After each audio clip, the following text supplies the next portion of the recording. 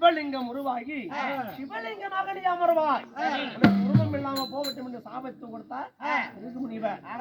நான் செய்து தவறு என்று மன்னிப்பு கேட்டு மறுத்து விட்டார். போய்விட்டார்.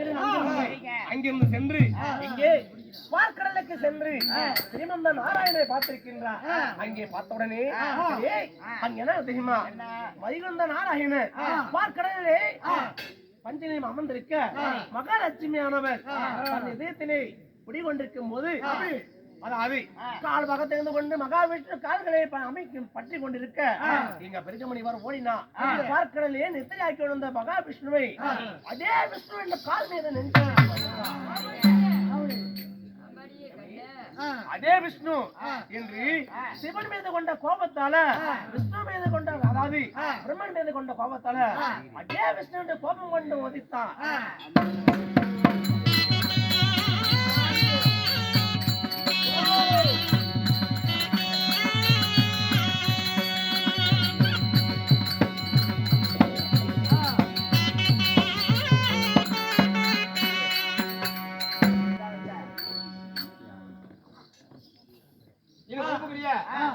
எட்டுக்கட்ட மேட்டை சேர்ந்த, அதாவது தீகடக்கார கோவிந்தம் ஐயா அவர்கள் ஒரே நண்பர் சத்தியர்கள், அப்புறம் வாழையடி வாலியாக முசுமாக அவர் செய்ய தொழிலை வெற்றியாமல் லாபத்தை கொடுத்து எந்தையும் சேரும் சிறப்புமாக பேரும் புகழமாக லட்சியம் கடாட்சி ஒன்று கொட்டி செல்வ சிறப்புடன் வாழ வேண்டும்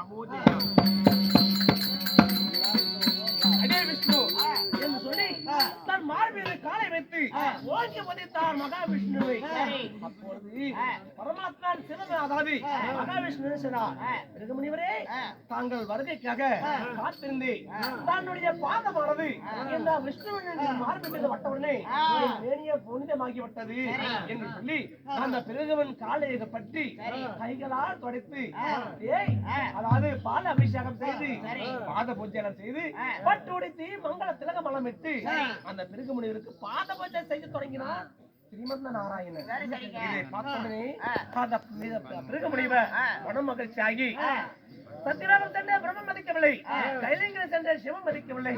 ஆனா விஷ்ணுவே தான் மட்டும் என்னை மதித்திருக்கின்றார், வாழ்க வளமுடன் என்று சொல்லி என் மதிப்புக்குரியவர் நீதா, இந்த பிரம்மணத்தை காட்சி கற்க நற்கணம் கொண்டவர் நாங்கள் ஒருவரை மட்டுமே என்று சொல்லி இந்த வேள்வைக்கு நாங்கள் உலக நன்மைக்காக வேள்வை செய்கிறோம், இந்த வேள்வையின் பலனை தங்களிடம் ஒப்படைக்க வேண்டும், இந்த வேள்வைக்கு தாங்களே முன்னிலையாக இருந்து வேலை நடத்தி தர வேண்டும் என்று சொல்லி கேட்க, ஆகட்டும் நான் வருகிறேன், தாங்கள் எப்பொழுது வர சொல்கிறீர்களோ அப்பொழுது வருகிறேன், போய் வாருங்கள் என்று வழி அனுப்பி வைத்தார் பிறகு முனிவரை மகாவிஷ்ணு.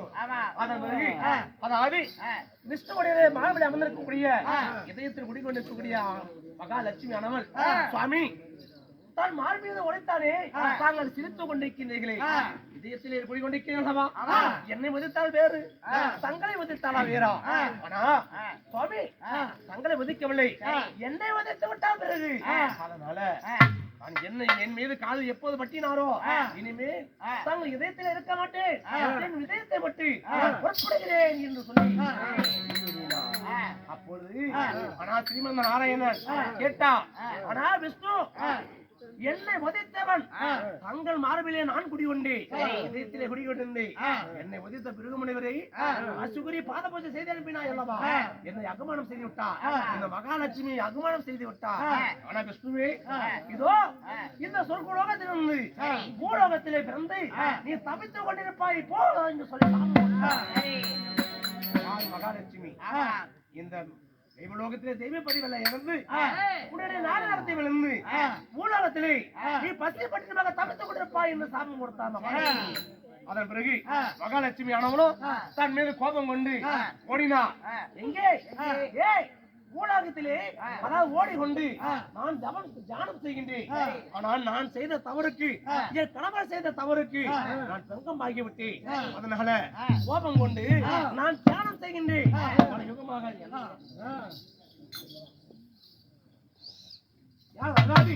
நான் தியானம் செய்கின்றேன், திருவேங்கட மலையிலே அடிவாரத்திலே நான் மகாலட்சுமியானவள் நான் தியானம் செய்து கொண்டிருக்கின்றேன் என்று சொல்லி தியானத்தில் அமர்வதற்காக சென்று விட்டார். அதனால இப்போது மகா விஷ்ணு விழாமல் காக்கும் அழித்தல் படுத்தல் என்று சொல்லக்கூடிய 3 தொழிலை செய்வதற்கு மகாவிஷ்ணு இங்க வைகுண்டத்தில் இல்லை. மகாவிஷ்ணு இல்லாத காரணத்தினால மகாதேவி வைகுண்டத்தில் இல்லாத காரணத்தினால மகாலட்சுமி ஸ்ரீதேவி விலைக்கப்பட்டால் விஷ்ணுவை விட்டு ஸ்ரீதேவி விலைக்கு உடனே பூதேவி வந்து அண்டு விட்டா. பூதேவி வந்த உடனே இந்த பிரலோகமே ஒரே வாழ்ந்த சிந்தனையிலே ஒரே மயக்கமாக பூதேவி அனுகிரகத்தினால வெளிச்சமில்லாமல் ஒளிமயமாக்கி ஒளிமயம் மங்களாக்கி விட்டது.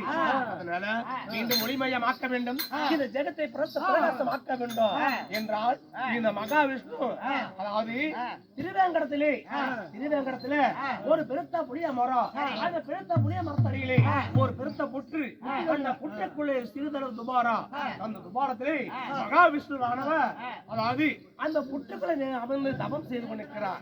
தபம் செய்தாலும் பசியும் பட்டியமாக பாடி வதங்கி தவித்து கொண்டு ஒரே மயக்கமான நிலையிலே மூச்சர்ந்து கிடைக்கின்ற அந்த புற்றுக்குள்ளே யார் மகாவிஷ்ணு. ஆனால் இப்படி விட்டா மயக்கம் தலைக்கேறி உயிரை மாற்றி விடுவார். அதனால அன்னவரை காப்பாற்ற வேண்டும், மகாலட்சுமியும் ஸ்ரீமந்த நாராயணன் மீண்டும் ஒன்று சேர்த்த வேண்டும். அதனால இந்த தேவர்கள் அனைவரும் ஒன்று கூடி அதாவது காத்து அதாவது படைக்கும் தொழில் கொண்ட பிரம்ம தேவரை பார்க்க வேண்டும், இந்த விஷ்ணுவை காப்பதற்கு வழி செய்ய வேண்டும்.